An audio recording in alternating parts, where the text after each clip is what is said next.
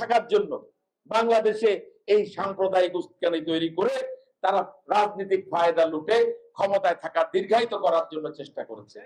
আমরা বলতে চাই, বাংলাদেশে হিন্দু, বৌদ্ধ, খ্রিস্টান, মুসলমান সকল জাতিসত্তার মানুষ যুগ যুগ ধরে একইভাবে আমরা বসবাস করছি। ইনশাআল্লাহ আমরা এই দুষ্ট চক্রের ক্ষতয় আর বাংলাদেশ ফিরে যাবে না।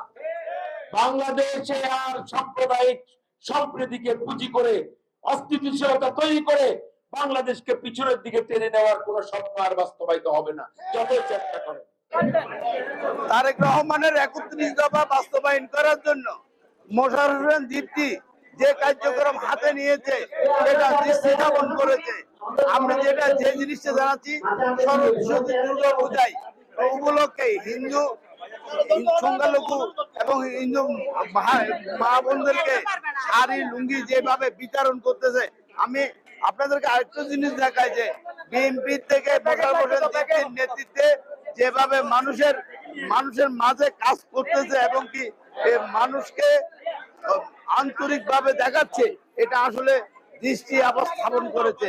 আমরা দায়িত্ব বন্টন করে দিয়েছি। আমাদের নির্দেশ, প্রত্যেকটা বুথ মণ্ডলে যেন আইন শৃঙ্খলা পরিস্থিতি সহ সার্বিক বিষয়ে তাদের সাথে আমরা সার্বক্ষণিক যোগাযোগের মাধ্যমে তাদের সার্বিক এই উৎসব যেন কোন রকম বাধা বিঘ্ন সৃষ্টি না হয় সে ব্যাপারে সবাই সতর্ক থাকবেন, আপনাদের দায়িত্ব পালন করবে।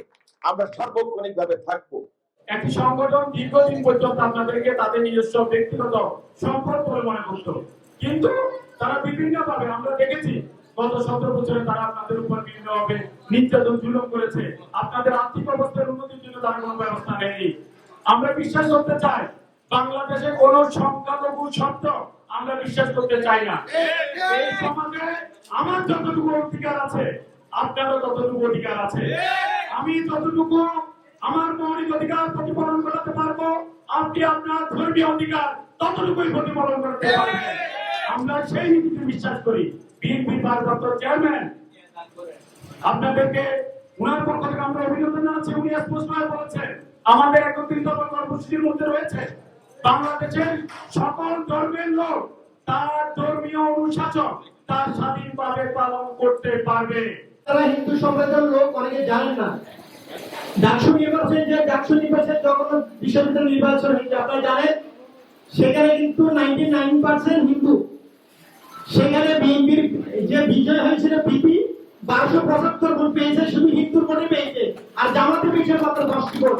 এটা অনেকে জানেন, অনেকে জানেন না, এগুলো আমাদের জানা দরকার আছে। অনেকে বলছে বিএনপি হিন্দুরা আওয়ামী লীগ করে, এটা প্রকাশ কথা। হিন্দুরা যারা বিএনপি করে তারা প্রকাশ করতে পারছে না, অর্থাৎ ভয় ভীতি দেখাচ্ছে কিংবা অনেকটা নার্ভাস ফিল করাচ্ছে কিংবা মামলার ভয় দেখাচ্ছে। আপনাদের কাছে আমরা অনুরোধ, যাকে ভালোবাসবেন তাকে মন থেকে সবার সামনে খোলাখুলি ভাবে ভালোবাসবেন। আমাদের তারেক রহমানের নির্দেশে আমাদের সাবেক সভাপতি বদলে মোশাররফ হোসেন দীপ্তি রায় এই বিতরণের মধ্যে প্রধান অতিথি ও বিশেষ অতিথি হিসাবে আমাদের মধ্যে উপস্থিত আছেন সাবেক সভাপতি ফজলুল লক্ষ্মণ ভাই। বক্তব্যের মধ্যে আমাদের কিছু বলার নাই, যা বক্তব্য দিবেন আমাদের নেতৃত্ব দিবেন, আমরা আমাদের নির্দেশনা পালন করবো। আশা করি আপনাদের পূজা মণ্ডপে কোন ধরনের উৎসৃঙ্খলাকে যদি সৃষ্টি করে তার জন্য দায়ভার আপনারা সবাইকে দিতে পারবেন। একটাই কথা বলতে চাই, আমাদেরকে আপনারা যদি সহযোগিতা করেন, আমাদের নেতাদেরকে আপনারা বলেন আপনাদের সমস্যাগুলো আমাদের যদি আমাদেরকে বুঝিয়ে দিয়ে আমরা অবশ্যই সমাধান করতে থাকবো।